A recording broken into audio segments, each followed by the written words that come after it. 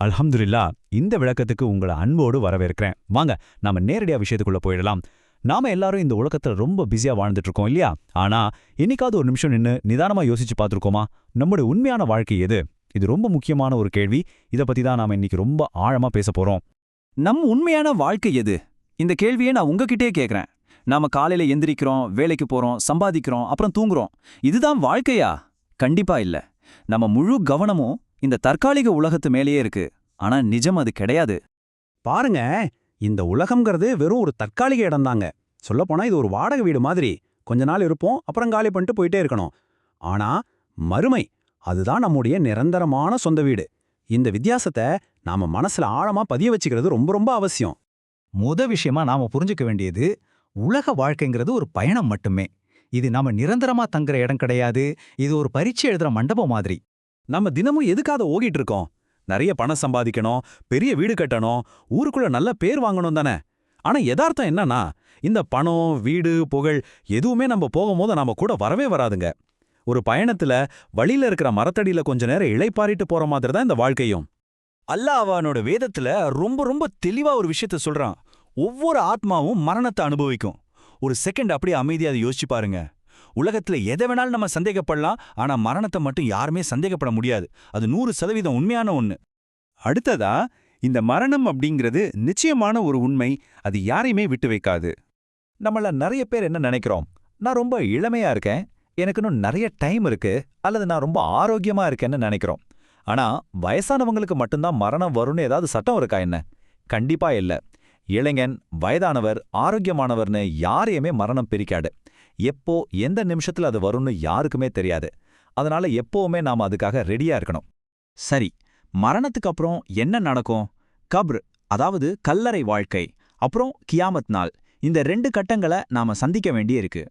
கபர் வாழ்க்கையில நமக்கு துணையா வரப்போறது நம்ம பேங்க் பேலன்ஸோ சொந்தக்காரங்களோ இல்ல, நம்ம செஞ்ச செயல்கள் மட்டும்தான். அங்கே நாம செஞ்ச நன்மைகள் நமக்கு ஒளியா, ஒரு வெளிச்சமா மாறும். அது நமக்கு நிம்மதியை தரும். ஆனா நாம செஞ்ச பாவங்கள், அது கடுமையான இருளா மாறும். அந்த இருள நம்மளை காப்பாத்திக்க நற்செயல்கள் அப்படிங்கிற ஒரே ஒரு விளக்கு மட்டும்தான் கை கொடுக்கும். நம்ம ஆன்மாவோட முழு பயணத்தையும் அப்படியே ஒரு டைம்லைன் மாதிரி யோசிச்சு பாருங்க. முதல்ல நாம இப்ப வாழ்ந்துட்டு இருக்கிற இந்த உலகம், அடுத்து மரணத்துக்கு பிறகு காத்திருக்கும் இடமான கபர், கடைசியா நம்ம செயல்கள் எல்லாமே கணக்கு பார்க்கப்படுற அந்த இறுதி நாளான கியாமத். நாம எல்லாருமே தவிர்க்கவே முடியாதபடி இந்த கியாமத் நாளை நோக்கி தான் மெல்ல மெல்ல போயிட்டு இருக்கிறோம். கியாமத் நாள்ல எல்லா மனிதர்களும் திரும்ப எழுப்பப்படுவாங்க. அந்த நாள் ரொம்ப ரொம்ப கடுமையானது. அப்போ அல்லாஹ் நம்ம கிட்ட கேட்க போற மிக முக்கியமான கேள்வி என்ன தெரியுமா? நான் கொடுத்த வாழ்க்கையை எப்படி பயன்படுத்தினாய்?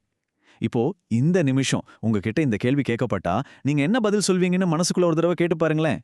அந்த விசாரணைக்கு அப்புறம் இறுதியா 2 இடங்கள் தான் இருக்கு. ஒன்னு ஜன்னத், இன்னொன்னு ஜஹன்னம். தீர்ப்போட முடிவுல மனிதர்கள் 2 பிரிவா பிரிக்கப்படுவாங்க. நல்ல செயல்கள் செஞ்சவங்க ஜன்னத் அப்படிங்கிற அழகான சொர்க்கத்துக்கு போவாங்க. தீய செயல்கள் செஞ்சவங்க ஜஹன்னம் அப்படிங்கிற கடுமையான நரகத்துக்கு போவாங்க. இந்த 2 இடங்கள் மட்டும்தான் நிரந்தரமானது. நாம எங்க போக போறோம் அப்படிங்கறத நம்ம செயல்கள் தான் முடிவு செய்ய போகுது. இப்போ சொல்லுங்க, நாம எங்க செல்ல விரும்புறோம்? இதை நான் உங்ககிட்ட கேட்கறத விட உங்க மனசாட்சி கிட்ட நீங்களே கேட்டுக்க வேண்டிய கேள்வி இது. உங்க ஆன்மா நிரந்தரமான நிம்மதியை தேடுதா, இல்ல முடிவில்லாத துயரத்தை தேடுதா? இந்த சாய்ஸ் உங்க கையில தான் இருக்கு. சரி, இப்ப நாம என்னதான் செய்யணும்? அந்த நிரந்தர வாழ்க்கைக்கு எப்படி தயாராகணும்? மறுமைக்கு நம்மளை தயார்படுத்துறதுக்கு இந்த 4 விஷயங்களை செஞ்சாலே போதும். 1. தொழுகையை ஒருபோதும் தவற விடக்கூடாது. 2. எப்பவுமே அல்லாஹ்வை அதிகமா நினைச்சு திக்ரு செய்யணும். 3. பாவங்கள் செய்யறதிலிருந்து நம்மளை நாமே முழுமையா பாதுகாத்துக்கணும். 4. நல்ல செயல்களை அதிகமா செய்யணும். இந்த 4 விஷயங்கள் தான் மறுமை பயணத்துக்கு நாம பேக் பண்ண வேண்டிய உண்மையான லக்கேஜ். நல்ல செயல்கள் அப்படின்னாலே ஏதோ பெரிய பெரிய காரியங்களை செய்யணும்னு பயப்பட வேண்டாம். ரொம்ப சின்ன சின்ன விஷயங்கள் கூட பெரிய நன்மைகளை தரும்.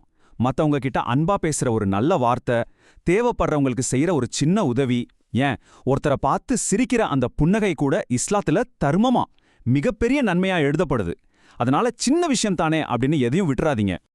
அன்பான சகோதர சகோதரிகளே, நாம இந்த விளக்கத்தோட இறுதி பகுதிக்கு வந்துட்டோம். இந்த ஒரு வாக்கியத்தை மட்டும் உங்க மனசுல ஆழமா பதிய வச்சுக்கோங்க. இந்த உலகம் நம்மளை ஏமாத்தும், ஆனா மறுமைதான் உண்மை. இந்த உலகத்துல இருக்கிற கவர்ச்சிகள் எல்லாம் ஒரு மாயே. அது நம்மளை ஈஸியா மயக்கிடும். ஆனா அந்த மயக்கத்துல நம்ம உண்மையான நிரந்தரமான வாழ்க்கையை நம்ம ஒருபோதும் மறந்துடக்கூடாது. கடைசியா இந்த ஒரு சிந்தனையோட நாம முடிச்சுக்கலாம். இன்று நாம் தயாராகவில்லை என்றால் நாளை வருத்தம் பயனில்லை. ஆமாங்க, இன்னைக்கு நம்ம கையில நேரமும் வாய்ப்பும் இருக்கு. அதனால மறுமையை நினைத்து வாழுங்க, அல்லாவுக்கு பயந்து வாழுங்க, ஒரு நல்ல முடிவுக்காக இன்னைக்கே முயற்சி செய்ய தொடங்குங்க. நாளைக்கு கியாமத்து நாள்ல போய் வருத்தப்பட்டு எந்த பிரயோஜனமும் இல்ல. அல்லாஹ் நம் அனைவருக்கும் ஒரு சிறப்பான நல்ல மறுமை வாழ்க்கையை தந்தருள்வானாக. ஆமீன்.